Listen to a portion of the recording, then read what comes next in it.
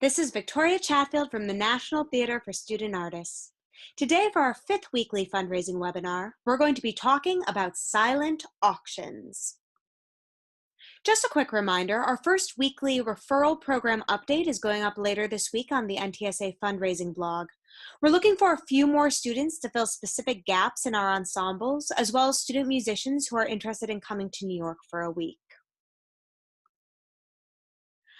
Silent auctions can sometimes double or even triple the amount of money that you raise during your fundraising event. Silent auctions are where guests walk around your fundraising event and look at items, or more often baskets of items, that you've displayed. They're then able to write down their bid on the sheet of paper in front of the item that interests them. At the end of the evening, the winners are announced, pay for their items, and take them home. The hardest part of every silent auction is coming up with the items for your baskets. We recommend recruiting 2 to 3 volunteers to help you out. Ask your friends if they'd be willing to help you go around town and ask for donations. You can even offer to take them out for lunch afterwards as a way of saying thanks. This is an especially good opportunity for anyone who can't afford to donate to your crowdfunding campaign, but would still like to show their support. All they'll need to donate is their time, walking around from shop to shop and reciting the same easy-to-follow script. We're not just saying that. You will literally be amazed by how many businesses are willing to donate to your silent auction. I once spent one afternoon collecting items for a silent auction at Columbia University and managed to wrangle tickets to art galleries, gift certificates for free meals, and even a free Manhattan harbor cruise. Seriously, the hardest ask is always the first one. After that, you will not believe how easy it can be. Ask to speak with the manager of the business. If she's not in, ask when she'll be back and say that you'll come back later. Only managers have the ability to donate merchandise and services for your silent auction. Let's check back in with our hypothetical student, Kara. When last we left her, Kara was planning her fundraising event, a one-night cabaret at the Young People's Theater. As you may remember, Kara hosted a silent auction in the lobby that raised $840 in addition to her ticket sales. Let's take a look at her pitch. When a manager comes out, Kara starts out the conversation with a cheerful, "Hi," and by asking, "Is this a good time to talk?" Sometimes managers are in the middle of filing paperwork or are about to take an important phone call. That's not a good time to ask them for a donation because you're probably going to get a disinterested, "Nah." Their minds are clearly somewhere else. So make sure that it's a good time to talk before you launch into your pitch. Now for the pitch. I'm Kara Thompson, and I'm a junior over at Northview Heights High School.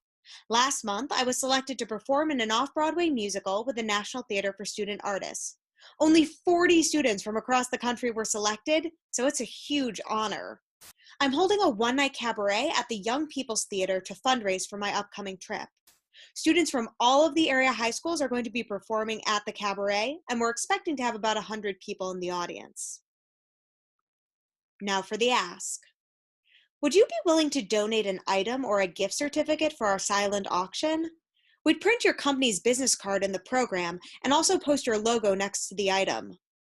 Not only is Kara making a clear and direct ask, she's also mentioning how donating will benefit the business.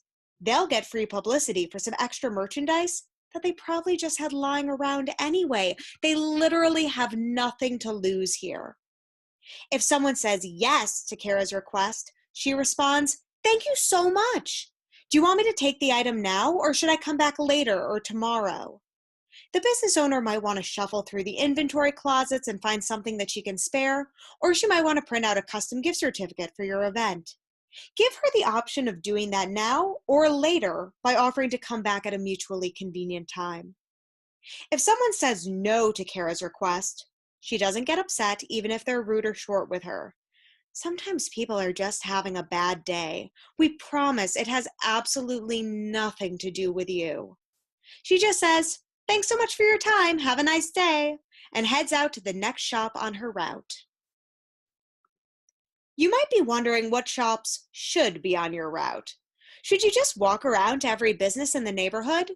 You want to focus in on local shops that carry items that might be popular with your audience members. Don't go to the big franchise retailers like Best Buy or Dick's Sporting Goods. They probably won't donate unless you know someone personally who works there. Some items that usually do especially well, especially with parents, are restaurant gift certificates, wine and wine collections, which your family members over age 21 could volunteer to get, vacation getaways, hotel stays, sporting event tickets, and entertainment tickets, like for the theater, symphony, ballet, or movies. Jewelry, accessories, and one size fits all, or one size fits most, clothing can also do well depending on the item. Put those businesses at the top of your list. Personal items are super easy for you to get. They usually cost the donor nothing or almost nothing, and they can sell really well at your silent auction. Ask your favorite teacher if he might be willing to donate a few hours of private tutoring, or your aunt, who happens to be the best pastry chef in the world, if she might be willing to donate a weekly delivery of fresh baked cookies to the winner's office. You might want to have some of her cookies at the refreshment stand so that bidders can sample the goods beforehand.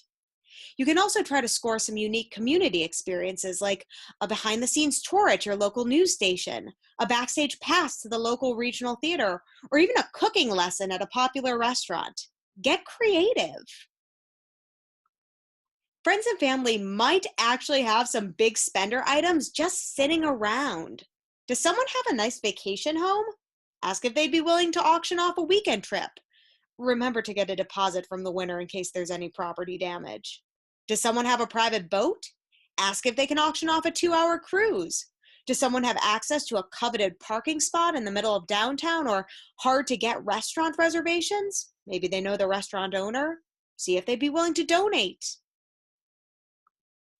While larger items like personal services or community experiences or big spender items can be auctioned off on their own, smaller items should be bundled together into theme baskets.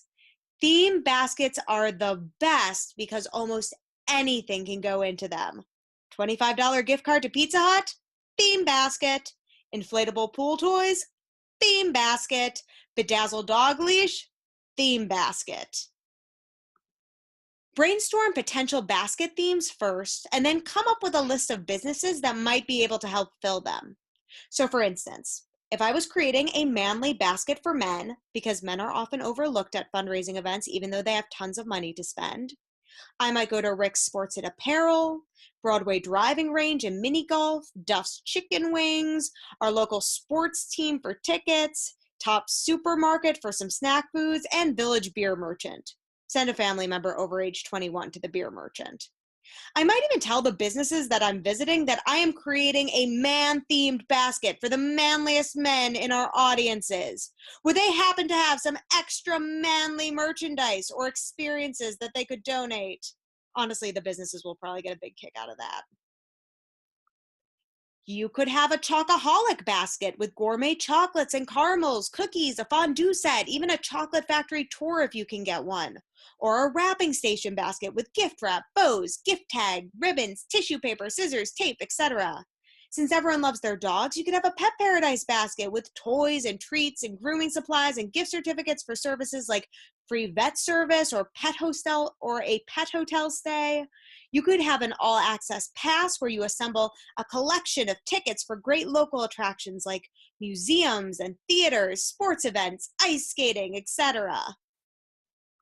This website has amazing silent auction theme basket ideas. We would bid so hard on the year-long dinner club basket. Just make sure that you aren't buying anything for your silent auction baskets. These are all donated goods and services. Let's be real. When it comes to a silent auction theme basket, packaging is everything. Get as crafty as you can with these. Scrapbooked item tags, bows and ribbons, tissue paper, the works.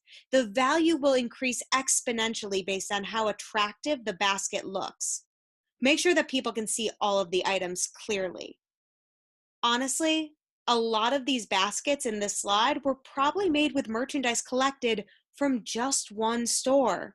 So for instance, the Mizzou sports basket in the center, a volunteer probably just went into the University of Missouri gift shop, told them that they were doing a silent auction Mizzou theme basket, and asked for as many items as they could donate. They came up with a whole bunch. The Schmores theme basket was all probably from a local grocery store, except possibly for the grilling equipment. And the art supplies basket is just cheap merchandise donated by the local art store. So easy. Okay, pricing. You're going to open the bidding at 40% of the basket's retail value. So if you add up all of the products in the basket, what all of them cost, and it all equals $75 together, you want to start the bidding at 40% of $75, which is $30. You should also consider offering a buy it now bid at 150% of the basket's retail value. So an audience member could buy that basket outright for $112.50. Aim to have at least 8 to 10 theme baskets at your event, although many events have 80 or more theme baskets on display. Put a bid sheet out in front of each silent auction basket so that you can collect bidders' names and contact information. Make sure that you have plenty of pens so that people can write down their bids. You either want to clip the bid sheets to clipboards or tape them to the table. You're going to need those. If, for instance, the winner decides that she doesn't want her prize, it's up to you to start calling down the list to find a taker. You're going to want to have volunteers monitoring the tables to make sure that the bid sheets are staying in place, answer any questions that bidders might have, and make sure that people are bidding higher than the starting bid. Make sure to give people plenty of warning as closing time approaches. So for instance, Kara's silent auction was in the lobby of the theater before her cabaret.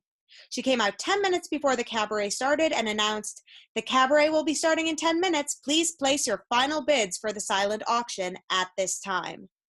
This allowed her volunteers to get all the items ready to go during the cabaret so that winners could leave the theater, pay for their items in the lobby, and head straight out the door.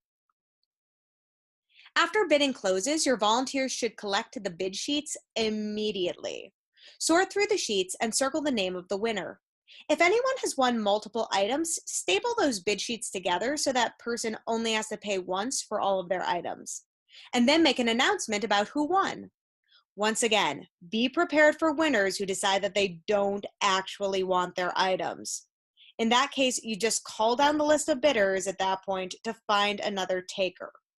And of course, make sure to say thank you to everyone who donated items and to the volunteers who helped you out. So what can NTSA help with? Once again, you can check the NTSA fundraising blog and find tons of ideas for silent auction baskets and what to put in them. You can find our fundraising blog at ntsafundraising.blogspot.com.